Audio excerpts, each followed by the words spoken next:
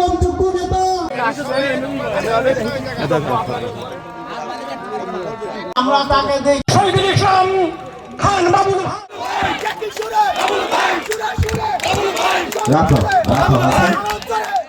অনেকেই বলেছে যে বালি দস্যু। আমার ধারণা এখন আর এখানে বালি কেউ লুটটুট করে না। কিছুদিন যাবত আমরা ব্যবস্থা নিয়েছি এবং আরো কঠোর ব্যবস্থা নেব ইনশাআল্লাহ।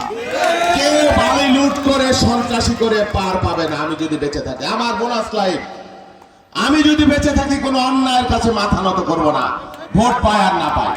বক্তব্য পরিষ্কার, মানুষকে নিয়ে মানুষের সাথে মানুষের জন্য আমার রাজনীতি। আমি কোনো শাসক হইতে আসি নাই, আপনাদের খেদমতগার, আপনাদের গোলাম হয়ে থাকবো। আমার কোনো পরিবর্তন নাই, আমার চা পাওয়ার কিছু নাই। এই সদরপুর থেকে 1 পয়সা আয় করবার দরকার আমার নাই। আপনারা যদি আমার সাথে থাকেন, আপনারা যদি আমাকে সাহস দেন, ইনশাআল্লাহ আপনাদের সকল দুঃখের একজন অংশীদার হয়ে আমি থাকতে চাই আগে ইনশাআল্লাহ। আমি কথা দিয়ে গেলাম এই চরাঞ্চলের, এই এলাকার মানুষের, এই ঢেউখালী, চরবানায়, নাসিরপুর, যেসব আখটের চর, যেসব ইউনিয়ন আছে, দিয়ারা, নারকেল বাড়িয়া, প্রত্যেকটা চরাঞ্চলের মানুষকে আমি একজন ভাই হিসেবে, আমার আত্মার মানুষ হিসেবে আমি গ্রহণ করতে চাই। এখানে অনেক কৃষিকাজ, ম্যাক্সিমাম কৃষিকাজ করেন তারা রয়েছেন। প্রত্যেকের জন্য একটা সরকারি কৃষি কার্ডের ব্যবস্থা করা হবে ইনশাআল্লাহ। এবং এই কার্ডের মধ্য দিয়ে যাতে কোনো নয় সমস্ত তথ্য থাকবে, সেই কার্ডের মধ্যে ডেটাবেস থাকবে।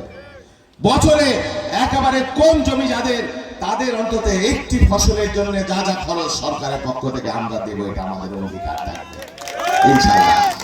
কৃষকের জন্য প্রত্যেকটা ইউনিয়নে সরকারি ক্রয় কেন্দ্র নির্মাণ করা হবে, যাতে কৃষক তার উৎপাদনের ন্যায্য মূল্য পায়।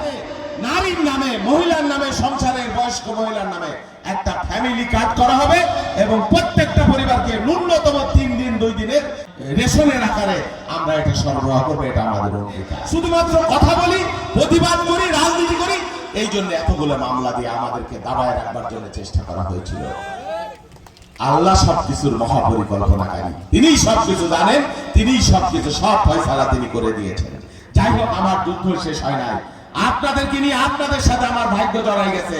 আমার পার্টির ভারপ্রাপ্ত চেয়ারম্যান তারেক রহমান আমাকে বলেছেন, তোমাকে দোয়া করি, তুমি যাও এই এলাকার মানুষের সাথে মিশো, তাদের সুখ দুঃখে তাদের পাশে থাকো, আমার যা যা করণীয় আমি করব। এখন আপনারা যদি আমার পাশে থাকেন, ইনশাআল্লাহ আপনাদেরকে আমি সম্মানিত করব। নারীর উপরে কোনো সহিংসতা করা চলবে না। যে করবে, এফটিজিং করবে, পরিবারে নারীর উপর সহিংসতা করবে, নির্যাতন করবে, এগুলো আমরা মেনে নেব না। যৌতুক, এইগুলা মেনে নেব না।